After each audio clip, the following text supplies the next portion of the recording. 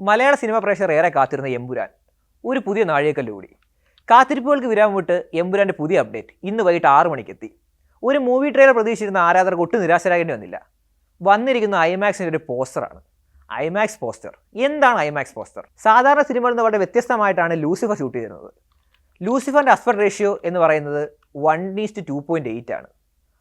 അപ്പോൾ ആളൊരു സംശയമാണ്, ഐമാക്സിനെ പറ്റി പറയുമ്പോൾ എന്തിനാണ് മൂവിയുടെ ആസ്പെക്ട് റേഷ്യോയെ പറ്റി പറയുന്നത്? ആസ്പെക്ട് റേഷ്യോയെ പറ്റി ചർച്ച ചെയ്യെങ്കിൽ മാത്രമേ നമുക്ക് ഐമാക്സ് എന്താണെന്ന് മനസ്സിലാകത്തുള്ളൂ. സാധാരണ തിയേറ്ററുകളിൽ നിന്ന് വളരെ വ്യത്യസ്തമായി ആസ്പെക്ട് റേഷ്യോ കൊണ്ട് വളരെ വലുതാണ് ഐമാക്സ് തിയേറ്റർ. 1.43:1 ആണ് ഐമാക്സിൻ്റെ ആസ്പെക്ട് റേഷ്യോ. അപ്പോൾ ആളൊരു സംശയം, എന്തുകൊണ്ട് നമുക്ക് സാധാരണ സിനിമ ഷൂട്ട് ചെയ്ത പോലെ ഷൂട്ട് ചെയ്തിട്ട് നമുക്ക് ഐമാക്സ് ഇട്ട് കണ്ടുകൂടാ? പ്രശ്നമുണ്ട്. അത്ര വലിയ സ്ക്രീൻ ആയതുകൊണ്ട് തന്നെ ആ തിയേറ്ററിൻ്റെ മാക്സിമം എക്സ്പീരിയൻസ്, അത് ഐമാക്സിൻ്റെ മാക്സിമം എക്സ്പീരിയൻസ് നമുക്ക് ആ സിനിമ കാണാൻ കഴിയില്ല. കാരണം എന്താണ്? മുകൾ ഭാഗത്തും താഴ്ഭാഗത്തും ബ്ലാക്ക് വരും. അതായത് സിനിമ സ്കോപ്പ് എന്ന് പറയും. ഓക്കെ, നമുക്ക് എന്താണ് ഐമാക്സ് എന്ന് പരിശോധിക്കാം. ഐമാക്സ് എന്ന് പറയുന്നത് ഇമേജ് മാക്സിമം എന്നാണ് ആ വേർഡിൻ്റെ തന്നെ അർത്ഥം. സാധാരണ സിനിമകൾ ഷൂട്ട് ചെയ്യുന്നത് 35 mm ഫിലിമിലാണ്. അതായത് ഒരു ഫിലിമിൻ്റെ വലിപ്പമാണ് 35 mm. എന്നാൽ ഐമാക്സിലേക്ക് വരുമ്പോഴോ അത് 70 mm ഫിലിമിലേക്ക് മാറും. അതുപോലെ സാധാരണ സ്ക്രീനുകളിൽ നിന്ന് വളരെ വ്യത്യസ്തമാണ് ഐമാക്സ് സ്ക്രീനുകൾ. സാധാരണ സ്ക്രീനുകൾ ഹൊറിസോണ്ടലി ചെറിയൊരു കർവാണ്, നമുക്ക് എല്ലാവർക്കും അറിയാം. നമ്മളിപ്പോൾ ബുക്ക് മൈ ഷോയിൽ നോക്കിയാൽ അതുപോലെ പലരും നോക്കുമ്പോൾ നമുക്ക് അറിയാൻ പറ്റും സ്ക്രീൻ ചെറിയൊരു കർവ്ഡായിട്ട് അവർ കാണിച്ചിട്ടുണ്ട്. എന്നാൽ ഐമാക്സ് തിയേറ്റർ അങ്ങനെയല്ല, വെർട്ടിക്കലിയാണ് കർവ്ഡായിരിക്കുന്നത്. ഇങ്ങനെ വെർട്ടിക്കലി കർവ്ഡ് ആയതുകൊണ്ട് തന്നെ ഐമാക്സ് അവരുടെ സ്ക്രീനുകളെ വിളിക്കുന്നത് ഡോം സ്ക്രീനുകൾ എന്നാണ്.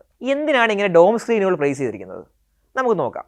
ഡോം സ്ക്രീനുകളുടെ പ്രത്യേകത എന്തെന്ന് വെച്ച് കഴിഞ്ഞാൽ, ഒരു ഐമാക്സ് തിയേറ്ററിൻ്റെ സ്ക്രീനിൻ്റെ ആദ്യം ഇരിക്കുന്ന ആൾക്കാരാണെങ്കിലും ഏറ്റവും ബാക്കിലിരിക്കുന്ന ആൾക്കാണെങ്കിലും ഒരേപോലെ ഫീൽ കിട്ടണം, ഒരേപോലെ തിയേറ്റർ എക്സ്പീരിയൻസ് കിട്ടാൻ വേണ്ടിയിട്ട് ഐമാക്സ് കണ്ടുപിടിച്ച ഒരു ടെക്നോളജിയാണ് ഡോം സ്ക്രീനുകൾ.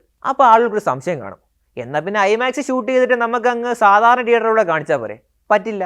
ഐമാക്സ് ഷൂട്ട് ചെയ്ത സിനിമകൾ സാധാരണ സ്ക്രീനുകളിൽ കാണിച്ചാൽ പ്രശ്നം പറ്റുന്നതെന്ന് വെച്ച് കഴിഞ്ഞാൽ വിഷ്വലിൻ്റെ മുകൾ ഭാഗവും താഴ്ഭാഗവും കട്ടായി പോകും. സാധാരണ തിയേറ്ററിന് വേണ്ടി ഷൂട്ട് ചെയ്തിട്ട് അത് ഐമാക്സ് ഇട്ടാൽ ടോപ്പും ബോട്ടവും ബ്ലാക്ക് വരും. എന്നാൽ ഐമാക്സ് ഷൂട്ട് ചെയ്തിട്ട് സാധാരണ സ്ക്രീനുകളിൽ ഇട്ടാലോ ടോപ്പിലെയും ബോട്ടലെയും വിഷ്വൽ കട്ടാവും.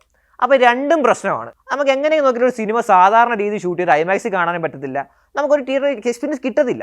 ഇതൊരു സോഷ്യൽ മീഡിയ ചർച്ച ആകണ്ട എന്ന് കരുതിയിട്ടാണ് ആരാധകർക്ക് വേണ്ടി പ്രത്യേക പുതിയൊരു അപ്ഡേറ്റ് ഉണ്ട് ഐമാക്സ് എന്ന്. ആരാധകർ ഏറെ ചർച്ചയിലായിരുന്നു. സോഷ്യൽ മീഡിയയിലും മറ്റും അവരുടെ നിരാശ അവർ അറിയിക്കുകയും ചെയ്തു. ഐമാക്സിൽ പടം റിലീസാകുമോ, താങ്കൾക്ക് മാക്സിമം എക്സ്പീരിയൻസ് കിട്ടുമോ, അതോ സ്ക്രീനിൻ്റെ ടോപ്പിലും ബോട്ടത്തിലുള്ള ബ്ലാക്കൊക്കെ കണ്ട് തിയേറ്റർ നിരാശയടഞ്ഞ് പോകേണ്ടി വരുമോ എന്നൊരു ചർച്ചയിലായിരുന്നു സോഷ്യൽ മീഡിയയിൽ ആരാധകരല്ല.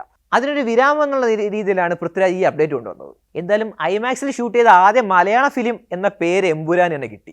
എന്തായാലും സാധാരണ തിയേറ്ററിൽ കാണുന്നവർക്കും ഐമാക്സ് തിയേറ്ററിൽ കാണുന്നവർക്കും ഒട്ടും നിരാശരാകേണ്ടി വരില്ല എന്നുള്ള കാര്യം നമുക്ക് ഉറപ്പായി. നല്ലൊരു മോഹൻലാൽ പടം നല്ലൊരു തിയേറ്റർ എക്സ്പീരിയൻസോട് കാണാൻ കഴിയും എന്ന പ്രതീക്ഷയിൽ നിർത്തുന്നു.